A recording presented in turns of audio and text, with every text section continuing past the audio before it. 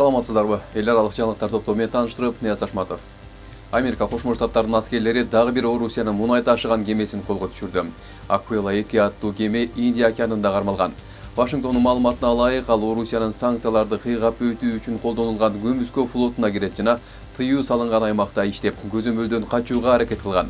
Американын коргоо мекемеси бул кемени Кариб деңизинен тартып, Индия океанына чейин аңдып келгенин билдирди. War and Sanctions порталынын маалыматы боюнча танкер Орусиянын жана Венесуэланын мунайын ташып жүргөн.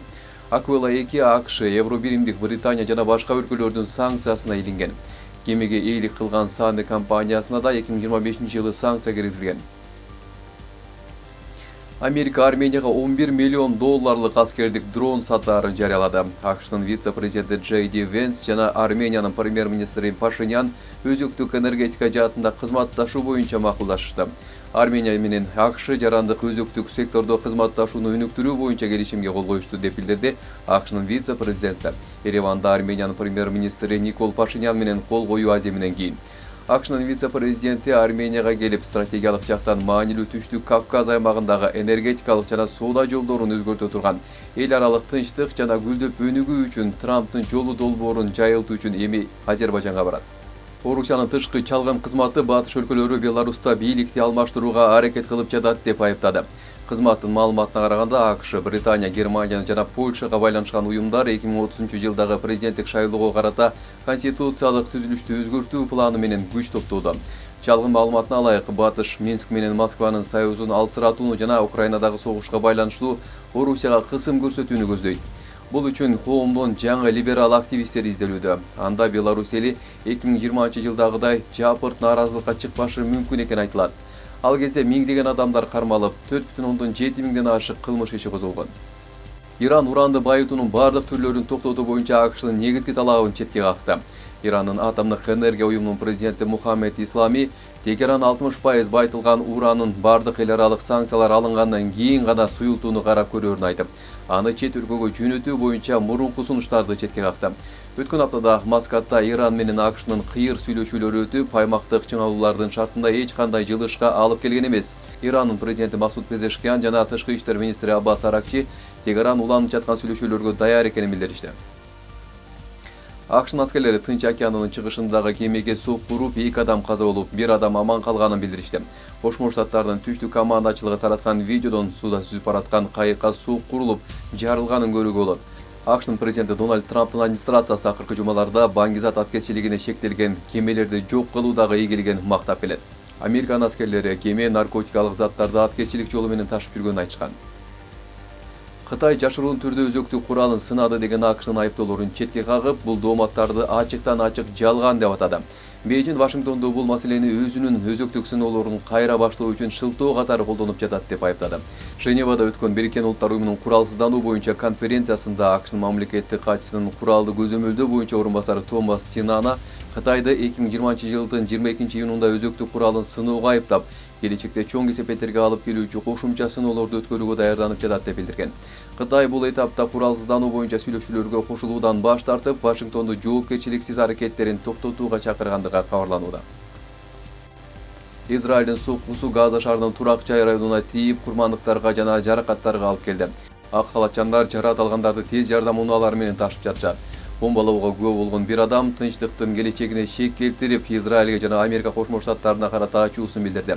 Ондогон палестиналыктар Египетте бир нече ай жүргөндөн кийин үй бүлөлөрүнөн бөлүнүп Газанын түштүгүндөгү Хан Юнис шаарына кайтып келишти. Көпчүлүгү медициналык жардам алуу үчүн Египетке барышкан жана Египет менен Газанын ортосундагы Рафах чек ара өтмөгү жарым-жартылай ачылгандан кийин үйлөрүнө кайтып келе алышкан. Алар Бириккен Улуттар уюмунун белгилери бар автобустары менен тез жардам унааларынын жана унаалардын коштоосунда өз конуштарына жеткирилген.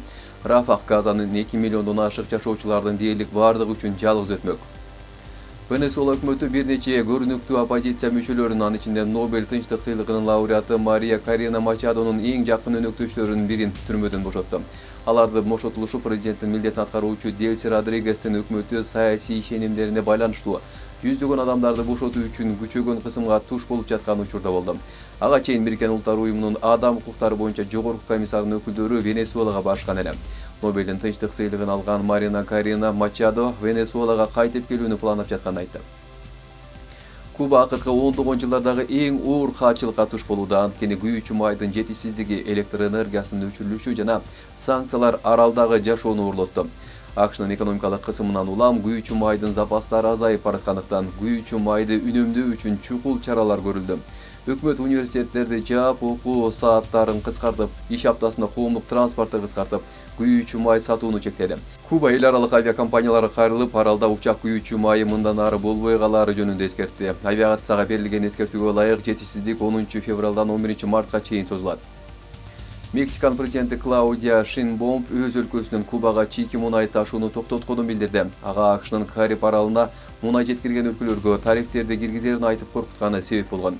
Маалымат жыйынында Шейнбаум мунай ташууну токтотконун, анткени Мексика өзүнө зыян келтирбөөгө аракет кылып, ошол эле учурда Кубага күйүүчү май жеткирүү үчүн дипломатиялык чечимдерди издеп жатканын айтты. Ошол эле учурда 800 тоннадан ашык гуманитардык жардам ташыган 2 кеме Мексикадан аралды колдоо үчүн жөнөп кетти. Орусиянын коргоо министрлигинин маалыматы боюнча акыркы 24 сааттын ичинде орус аскерлери Украинанын аскердик аэродромдорунун инфраструктурасына, ошондой эле энергетика жана транспорттук жайларга сокку урган. Орусиянын соккулары андан сырткары Украина армиясынын жана чет элдик жаланма аскерлердин убактылуу жайгаштыруу пункттарына да сокку урган.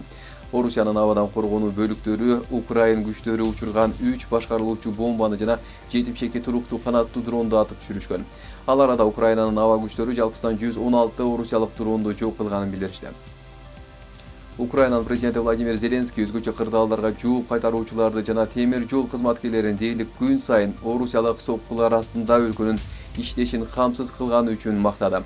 Ал алардын энергетикалык жайларды коргоодогу, зыянды калыбына келтирүүдөгү жана кооптуу шарттарга карабастан маанилүү машыгуу кызматтарын сактоодогу ролун баса белгиледи.